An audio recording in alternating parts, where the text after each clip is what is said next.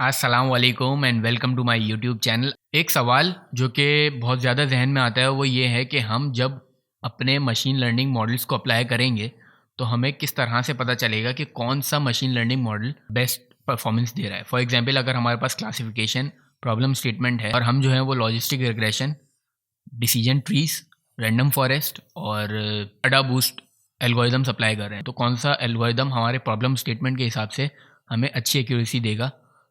तो ये पता करने के लिए हम यूज़ करते हैं क्रॉस वैलिडेशन। इसके बाद जो हमारे जहन में सवाल आता है वो ये कि हम किस तरह से अपने मॉडल की परफॉर्मेंस को कैलकुलेट कर सकते हैं।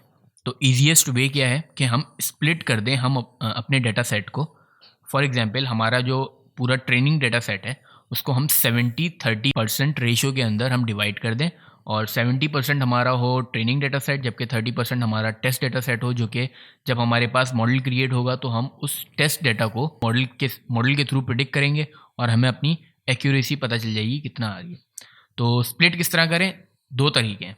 एक है ट्रेन टेस्ट स्प्लिट, जो कि बहुत ही कॉमनली यूज्ड मेथड है, और दूसरा है के फोल्ड क्रॉस वैलिडेशन, जो कि एफिशिएंट तरीका है। तो पहले हम देखेंगे ट्रेन टेस्ट स्प्लिट किस तरह काम करता है, उसके बाद हम देखेंगे के फोल्ड किस तरह काम करता है। अच्छा, प्रॉब्लम ट्रेन टेस्ट स्प्लिट क्या कर रहा होता है, ये आपका जो पूरा डेटा सेट है उसको जो है वो 70% या 30% के अंदर, 70-30 या 60-40% के अंदर तोड़ देगा। आपका ट्रेनिंग डेटा जो है वो अलग हो जाएगा, टेस्ट डेटा अलग हो जाएगा, जिस तरह से आप ये इस डायग्राम में छोटी सी देख सकते हैं।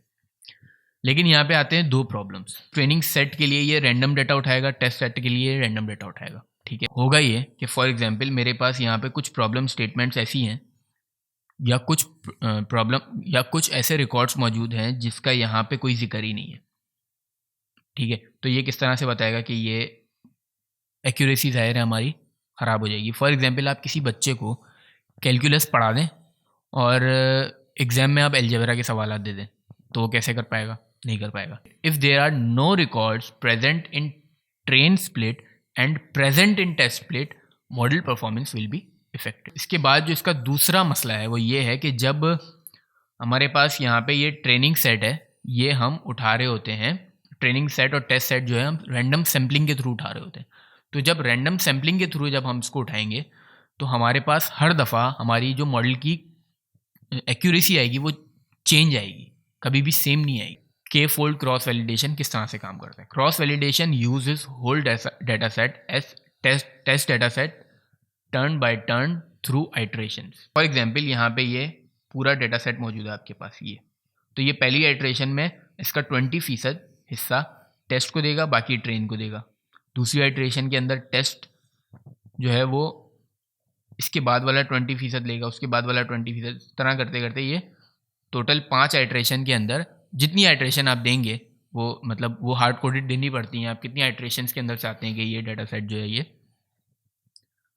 उसको ये टर्न्स करे या आइट्रेट करे। ये इस तरह से काम कर रहा होगा, ये हर रिकॉर्ड को ये वैलिडेट कर देगा। After each iteration there is model evaluation, means of evaluation is the accuracy of a model which will not vary. अब फॉर एग्जाम्पल, आपके पास यहाँ पे जब आपने आइट्रेट किया तो आपके पास एक मॉडल की एक्यूरेसी आ गई यहाँ पे आइट्रेशन 1 के अंदर, उसके बाद आइट्रेशन 2 के अंदर आपके पास एक और आई, आइट्रेशन 3 के अंदर आई, आइट्रेशन 4 के अंदर आई, आइट्रेशन 5 के अंदर आई। अब आप जब इन तमाम रिजल्ट्स को एवरेज कर देंगे तो आपके पास मॉडल की एक्यूरेसी आ जाएगी जो कि वेरी नहीं करेगी। ठीक है, और आप इस तरह से क्लाइंट को भी बता सकते हैं कि आपके मॉडल की मैक्सिमम एक्यूरेसी ये आ रही है। फॉर एग्जांपल, इनमें से जो मैक्सिमम होगी आप मैक्सिमम बता देंगे, और मिनिमम ये आ रही है जो कि मिनिमम होगी वो बता देंगे, और मीन भी आप बता देंगे कि एवरेज ये आ रहा है। ठीक है, अब हम इसकी देख लेते हैं implementation and experience, the difference between train test split and K fold cross validation. हम डेटा सेट यूज़ करेंगे डिजिट्स का डेटा सेट जो कि हैंड रिटन डिजिट्स होते हैं, उनकी क्लासिफिकेशन के लिए हम यूज़ कर रहे होंगे। ठीक है, तो यहाँ पे सबसे पहले हम देख रहे हैं कि हमने ट्रेन टेस्ट स्प्लिट के थ्रू अपना X train, X test, Y train और वाई टेस्ट को 0.3 टेस्ट साइज जो होगा वो 30% होगा, जबकि ट्रेन साइज 70% होगा। ठीक है, हमने ये इसको रख लिया। अब हम लॉजिस्टिक रिग्रेशन के थ्रू इसको चेक करना चाह रहे हैं। लॉजिस्टिक रिग्रेशन ने हमें स्कोर दिया 0.95। ठीक है, अब मैं आपको जो सबसे पहली प्रॉब्लम थी वो मैं आपको बताता हूँ किस तरह से। 0.951 दिया है इसने। ठीक है, मैं इसको दोबारा चलाता हूँ। अब मैं इसको दोबारा चलाता हूँ, 0.951 था ना, 0.968 आ गया। ठीक है, अब मैं इसको जितनी दफ़ा चलाऊँगा उतनी दफ़ा ये मुझे अलग अलग रिजल्ट दे रहा हूँ, 0.97, क्योंकि यहाँ पे मेरे पास रैंडम सैम्पल्स जो हैं वो चेंज हो रहे हैं। ठीक है, मैं रैंडम फॉरेस्ट का भी देख लेता हूँ, 0.97, और SVC भी मेरे पास है 0.99। सपोर्ट वेक्टर मशीन्स जो है वो सबसे आउट परफॉर्म कर रही हैं इन दोनों को, एल्गोरिदम्स को। अब के फोल्ड क्रॉस वैलिडेशन क्या करेगा, हमने यहाँ पे के फोल्ड क्रॉस वैलिडेशन को उठाया, इसके एन स्प्लिट्स बता दिए कि 3 एन स्प्लिट्स के अंदर हमें ये पूरा के फोल्ड जिस तरह हमने यहाँ पे अपनी प्रेजेंटेशन के अंदर देख रहे थे कि ये कितने आइट्रेशंस चाहिए होंगे, तो यहाँ पे 5 दिए हुए हैं, हमने यहाँ पे दिए हैं 3। 3 के अंदर आप पूरा डेटा सेट चेक कर लो। ठीक है, अब यहाँ पे मैंने एक फंक्शन क्रिएट किया है जिसके अंदर जिसके अंदर से ये मॉडल लेगा, पैरामीटर्स के अंदर एक्स ट्रेन लेगा, वाई ट्रेन लेगा, एक्स टेस्ट लेगा और वाई टेस्ट लेगा, उसके बाद फिट करके मॉडल का स्कोर हमें रिटर्न कर देगा। ठीक है, और यहाँ पे मैंने कुछ लॉजिस्टिक रिग्रेशन, SVC स्कोर और RF score, random forest, support vector के मैंने एक लिस्ट ले ली। ठीक है, अब मेरे पास यहाँ पे जो लूप चल रहा है वो ये है कि for train index and test index in KF dot split, KF क्या है, 3 स्प्लिट्स हैं। सही है, तो डिजिट्स डॉट डेटा पूरा उठा लो। ठीक है, तो ये डिजिट्स डॉट डेटा को यहाँ से जाके डिजिट्स का पूरा डेटा उठा लेगा। ठीक है, X train, X test, Y train, Y test, X train dot data, train index, digits dot data, test index, और इस तरह से ये सबके इसके अंदर ये वैल्यूज़ को फिल कर देगा। लॉजिस्टिक रिग्रेशन का अब ये करेगा किस तरह, लॉजिस्टिक रिग्रेशन की ये जो हमारे पास लिस्ट मौजूद है इसके अंदर अपेंड कर देगा कैलकुलेट स्कोर, जो कि मैंने फंक्शन क्रिएट किया था। तो लॉजिस्टिक रिग्रेशन के अंदर ये अपेंड कर देगा स्कोर्स, लॉजिस्टिक रिग्रेशन के SVC के अंदर SVC के, और RF रैंडम फॉरेस्ट के अंदर रैंडम फॉरेस्ट के। ठीक है, KF is not defined, sorry, KF ये रहा, हमने KF को डिफाइन कर दिया। अब हम चलाएंगे इसको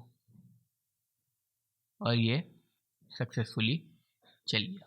ठीक है, अब हम देखेंगे लॉजिस्टिक रिग्रेशन में क्या रिजल्ट्स आए। तो इसने मुझे 3 रिजल्ट दिए, इसका जो मीन होगा वो मेरा टोटल मेरी एक्यूरेसी होगी, और जो मेरा मैक्सिमम होगा वो ये 0.94 होगा, जो मैं अपने क्लाइंट को बता सकता हूँ कि मेरी मैक्सिमम मॉडल की एक्यूरेसी जो है वो 94% आ रही है, और मिनिमम जो आ रही है वो 91 आ रही है, और मीन जो है वो मेरा समवेयर अराउंड 93 कहीं आएगा। ठीक है, इसी तरह 96, 98, 95, तो मैं बताऊंगा 98 मेरा मैक्सिमम है और मीन में कैलकुलेट करके बता दूंगा। इसी तरह 93, 95 एंड 92 मैं बता दूंगा कि मेरा जो SVC है वो आउट परफॉर्म कर रहा है लॉजिस्टिक रिग्रेशन और रैंडम फॉरेस्ट को, और SVC की जो मैक्सिमम मेरे पास आ रही है वो 98% आ रही है, और मिनिमम जो आ रही है मेरे पास वो 95% आ रही है। अब ये तो हो गया के फोल्ड। ठीक है, के फोल्ड के थ्रू हमने चेक कर लिए कि किस तरह से हम अपना कर रहे हैं, लेकिन ये जो लूप्स हैं इन लूप्स को चलाए बगैर हम सिर्फ एक लाइन के अंदर इस पूरे कोड को चला सकते हैं। वो किस तरह, इस तरह कि हमें sklearn क्रॉस वैलिडेशन की एक लाइब्रेरी देता है जिसके अंदर हम cross validation score, logistic regression, हमने अपना मॉडल बता दिया, यहाँ पे हमने एक्स डेटा, वाई डेटा, और उसके बाद हमने क्रॉस वैलिडेशंस की आइट्रेशंस बता दी कि 3 है या 4 है या 5 है, जितनी आपको देनी हो आप दे दें। तो हमने यहाँ पे दे दी, इसने मुझे बता दिया 0.921, 0.41 और 0.916, जो कि मेरी लॉजिस्टिक रिग्रेशन की, जिस तरह से इसने 91% मुझे यहाँ दिया था, यहाँ दिया 94, 92% यहाँ दिया था, यहाँ दिया। इसी तरह मैं रैंडम फॉरेस्ट को भी सिंगल लाइन के थ्रू चला सकता हूँ और इसको भी मैं सिंगल लाइन के थ्रू चला सकता हूँ। अब इसके बाद एक चीज़ और है, और वो ये है कि अगर मैं अपना रैंडम फॉरेस्ट के अंदर, अगर मैं रैंडम फॉरेस्ट को मैं क्लिक करूं और मैं शिफ्ट प्लस टैब दबाऊं, तो मेरे पास यहाँ पे प्लस करने पे मेरे पास यहाँ पे कुछ पैरामीटर्स आ रहे हैं, N estimators, criterion, max depth, min samples split, min sample leaf जो कि ये 1 रख रहा है अभी फ़िलहाल, और max features auto, max leaf nodes none, सही है, वर्बोज इज इक्वल टू 0। तो अगर मैं इस रैंडम फॉरेस्ट के इन तमाम फीचर्स को, अगर मैं इन पैरामीटर्स को चेंज करना चाहूँ तो मैं चेंज कर सकता हूँ, और ये जो मेरे पास 90 है ये शायद इससे ये पहले 90 नहीं होगा, मैक्स एन एस्टिमेटर्स पहले 100 था, हमने इसको 90 दिया है। मैक्स डेप्थ पहले क्या था, ये देख लेते हैं। मैक्स डेप्थ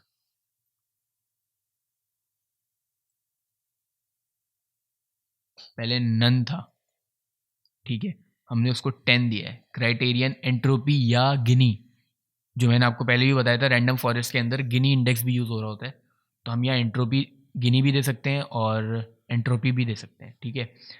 तो ये कहलाती है, अभी हमारे पास जो रिजल्ट्स आ रहे हैं, फॉर एग्जांपल मैं आपको ये बता दूं कि ये मेरे पास रिजल्ट्स आ रहे हैं ये वाले रैंडम फॉरेस्ट के। अब क्या आते हैं मैं आपको बताता हूँ। पहले मेरे पास रैंडम फॉरेस्ट का 93 आ रहा था, 93 अभी भी आ रहा है, 95, 95, 92, 93, लेकिन आप थोड़ी सी अगर देखें तो ये इम्प्रूव हुआ है। ये कहलाते हैं hyper parameter tuning. Hyper parameter tuning जो है वो हम नेक्स्ट क्लास के अंदर देखेंगे, जिसके थ्रू हम अपने मॉडल की एक्यूरेसी को बहुत हद तक अच्छी कर सकते हैं। उम्मीद करता हूँ आपको आज की इस क्लास से फ़ायदा हुआ होगा और आपको के फोल्ड क्रॉस वैलिडेशन समझ आ गई होगी। नेक्स्ट क्लास के अंदर हम देखेंगे हाइपर पैरामीटर ट्यूनिंग्स। जब तक के लिए सब्सक्राइब करना मत भूलिएगा। अल्लाह।